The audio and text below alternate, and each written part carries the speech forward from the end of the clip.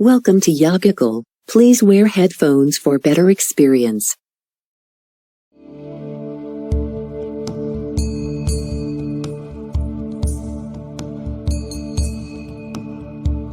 When we say Kashi, it was built as a yantra with 72,000 shrines and 108 main temples. The idea is to connect the micro and the macro, or the individual and the universal.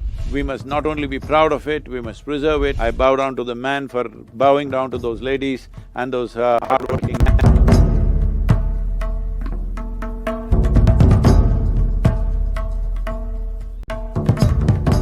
I am not a devotee of Shiva because he forcefully invaded my life and took me over. So I would say I am a slave but I project it like he is my partner, but actually a slave because every step and turn in my life has been guided that way. And I say he's my sleeping partner because he does nothing, I do all the work, but everything is his This is my life So, what is my thoughts about Kashi? It's very important, the time has come in the world where the world has to move away from divisive dogmas and philosophies and ideologies. This is what Kashi Vishwanath means. Vishwanath, as you know, it means the Lord of the world, that means it is for all life on this planet. And when we say Kashi, it's a tower of light.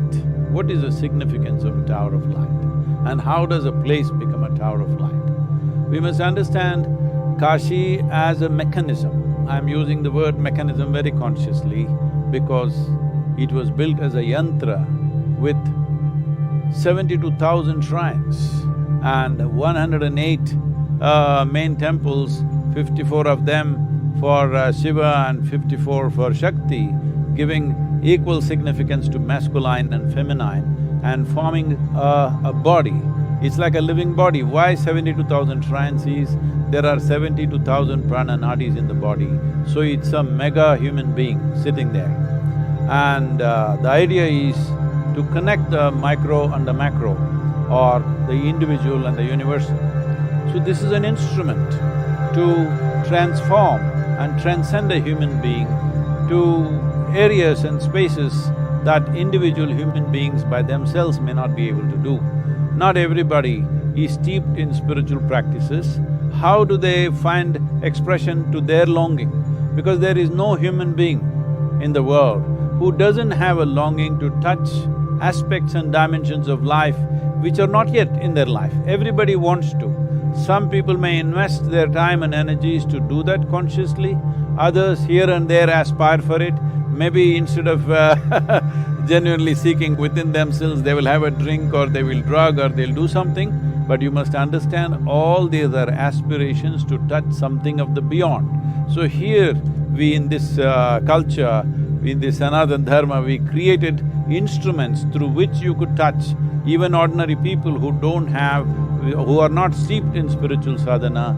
They can also have an opportunity to transcend and transform their way of being, if not in their early life, at least towards the end of their life, they must go to Kashi to do this.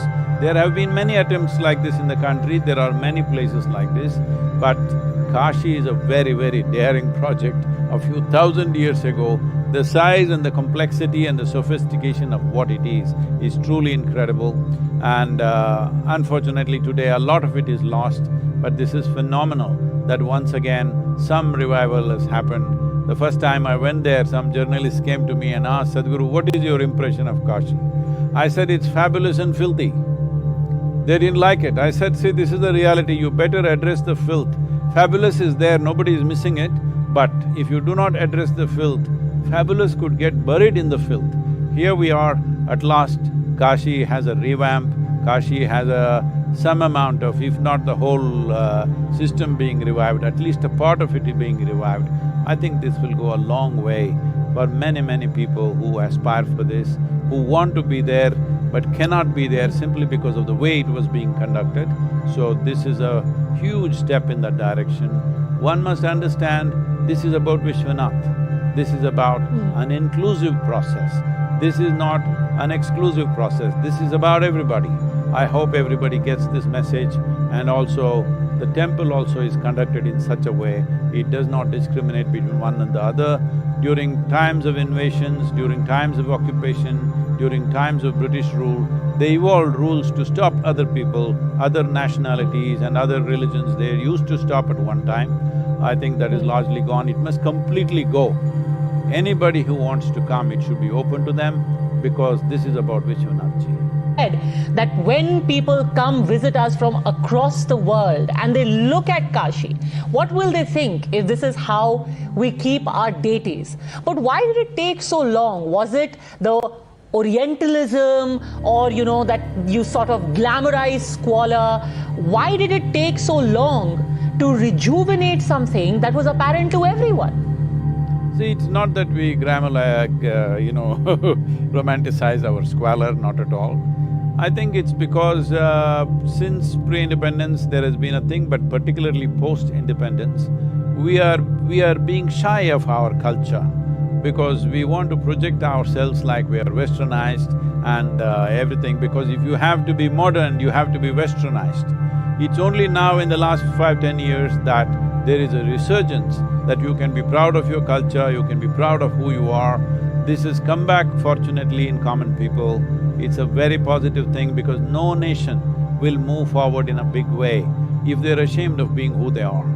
So I think that was a significant part, and apart from that, without political will, it could have never happened. Fortunately, it's come together now, and it's great. It doesn't matter what is the history, there's a painful history behind Kashi. We can forget that and look forward to how Kashi can be a glorious thing, because Kashi, well, Mark Twain went on to say it's more ancient than the legends. And when people had not thought of Rome, there was Kashi. When Athens had not really manifested in human mind, there was Kashi. When the phenomena of Egypt had not happened, there was Kashi. So Kashi is the most ancient living city on the planet, and India as a nation, we must not only be proud of it, we must preserve it and nurture it in such a way that it will draw people. Kashi, as a single force, can handle nearly 50% of India's, tourism as such. I must tell you this, when I happened to be in one of the large hotels there near Kashi, in the hotel, everybody, everywhere, they were only projecting that place as a destination for Saranath, that is the Gautam Buddha's first place where he taught. But what they forgot was, Gautama also came all the way to teach near Kashi, because he thought that is the best location for him to teach. But today it was being projected that way. I spoke to the management and told them, what is happening here? There is no mention of Kashi. In Varanasi there is a hotel and no mention of Kashi, it's all about Saranath.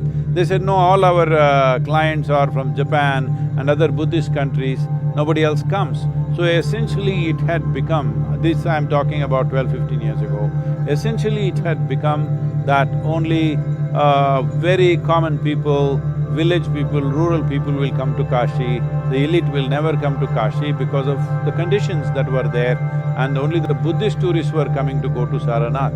We must understand that Gautama himself chose to do his first teaching near Kashi, because if at all, if you had to teach anything of significance, if at all, if you had to get an audience who will understand what you're talking, you had to go to Kashi at that time, that's how it was. And this was a center of knowledge, this was a center of spiritual process, above all a center of transcendence. And it's fantastic, it's being at least reasonably revived. Would it be an overstatement to say that India could just be on the brink, Sadhguru, of a cultural renaissance, where we finally get to acknowledge ourselves as a culture and a civilization and be proud of it? I would say India is on the… in a cusp where if we do a few right things in the next few years, we could be a cultural renaissance for the entire world, because for the first time, we have an younger generation who want everything to be logically correct. They are not willing to take dogmatic teachings, philosophies which have no relevance. They want to live here well, they don't want to go to heaven. This has become a strong movement everywhere in the world. I'm traveling across the world, I see everywhere, in every university that I go, they are fascinated by what I have to offer, because this is one culture which is taught through every aspect of life.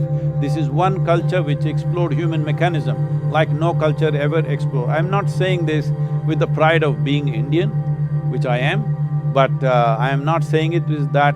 I've looked very closely at various cultures around the world.